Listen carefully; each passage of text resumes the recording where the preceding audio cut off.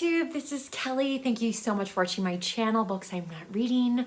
I am here today to talk about the third play for our month-long celebration of Shakespeare, which is called Shaketember. Today we're talking about Antony and Cleopatra. I want to give a special thank you and shout out to the co-hosts for Shaketember, Nicole at A Day of Small Things, and my husband Jason at Old Blues Chapter and Verse. And we actually, Jason and I had a conversation about relationships and why some marriages work and why others don't, just from having this play out and around and just kind of chit-chatting about it. Anyway, I also want to say that I'm going to share some information with you, and I have been for the last 3 weeks, but I understand having a collected works like this, and this is the one from the Royal Shakespeare Company, and I dropped it on the floor earlier today. It's so gigantic. But yes, I understand that it seems silly to have something like this, to try to read one of the plays from a collected works is very difficult.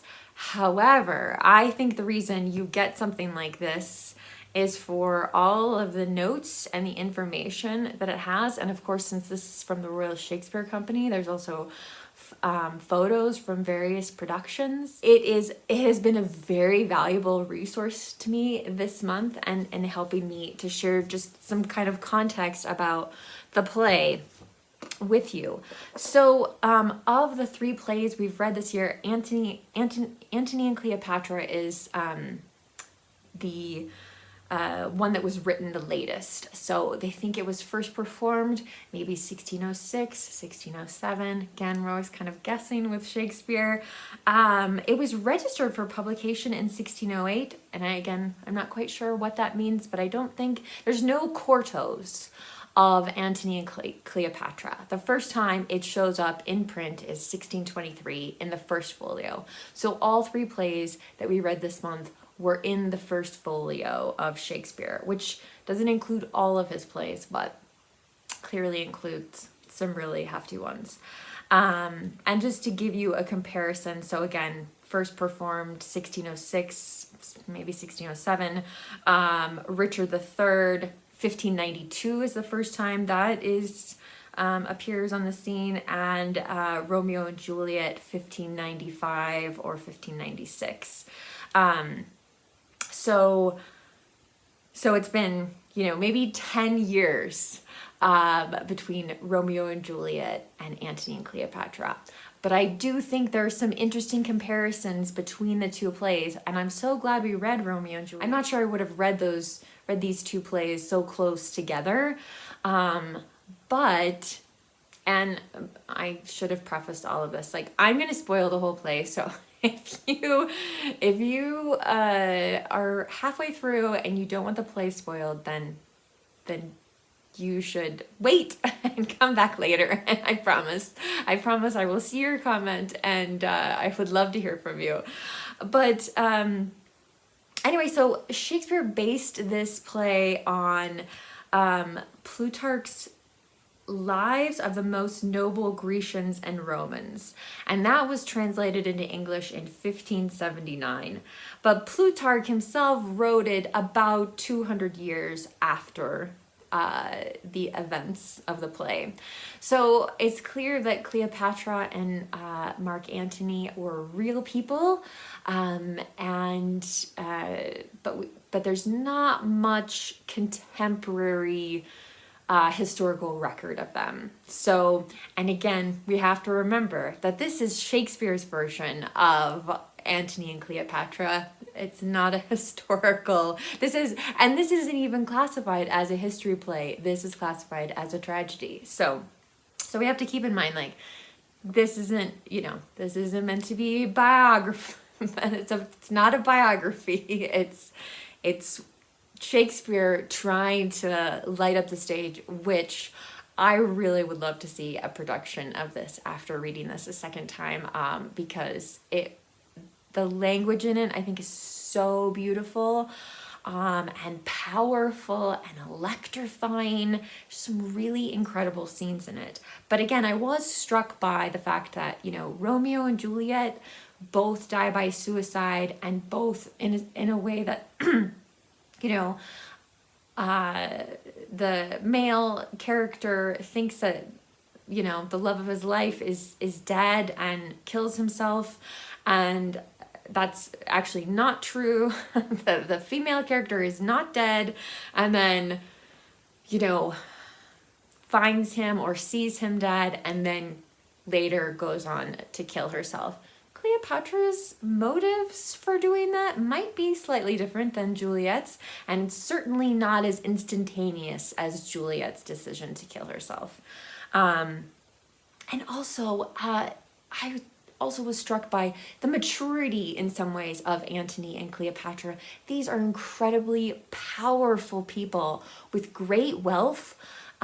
In a sense, you could say that Antony, along with two other leaders of the Roman Empire, he controls a third of the world. And later, when one of those people gets, I think he gets imprisoned, so then it's half of the world is technically his. And Cleopatra has, even though she's been defeated by Rome many times, including in this book, she is such a clever and smart and, again, influential leader that even though she loses to Rome, she still manages to stay in power for longer than we would think.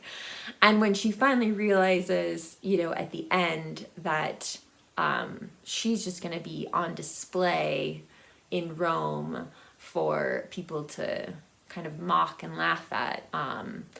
And so I think maybe even more than the death of Antony, that is what drives Cleopatra to die by suicide, and along with her kind of courtiers or ladies in waiting, whatever you want to call them. But yeah, so at the time that these events are taking place, Rome is very much it's more rigid. It's not about partying all the time, that kind of thing. And in Rome, to fall in love too much would be just losing your mind, right? It's really about controlling your emotions. Whereas in Cleopatra's Egypt, of course you're supposed to fall in love. And of course, you shouldn't try to control it, and you shouldn't try to measure it. You should celebrate it. And there is definitely this sense that Cleopatra's court is a very luxurious place, and there's lots of feasting and playing and partying going on there. So really different dichotomies. But Antony and Cleopatra are already madly in love at the beginning of the play. And this is probably the closest thing we have. There's not really a prologue, but the play opens with Philo saying, "Nay, but this dotage of our generals o'erflows the measure, those his goodly eyes that o'er the flies and musters of the war have glowed like plated Mars, now bend, now turn, the office and devotion of their view upon a tawny front, his captain's heart, which in the scuffles of great fights hath burst the buckles on his breast, reneges all temper, and is become the bellows and the fan to cool a gypsy's lust."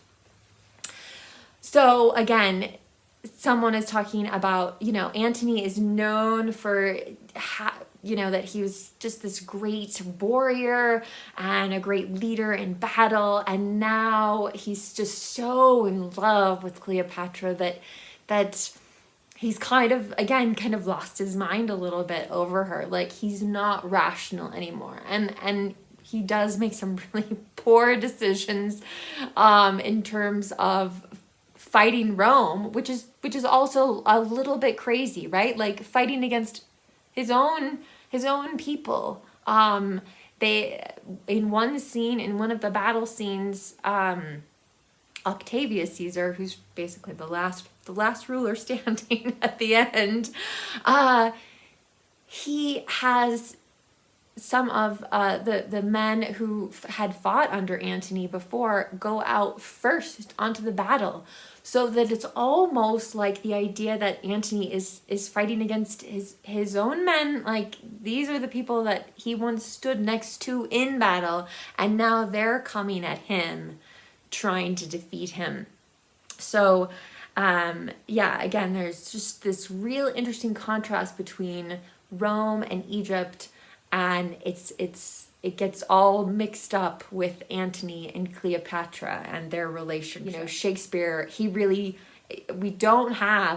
not like we have the falling in love scenes that we have in Romeo and Juliet. Like, they are up to their eyeballs in love with each other at the very beginning of the play. And Antony is called back to Rome, and Cleopatra, she just plays this pouty, jealous woman. I found the scenes that she's speaking, for whatever reason, I found them easier to read.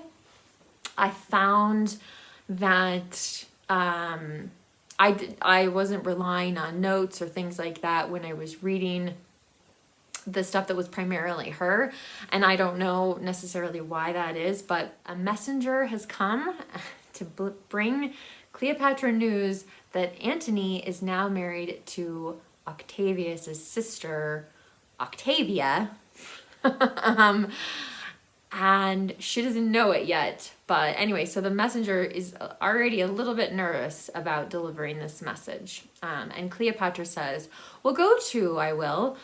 There's no goodness in thy face, if Antony be free and healthful, so tart a favor to trumpet such good tidings. If not well, thou should come like a fury crowned with snakes, not like a formal man."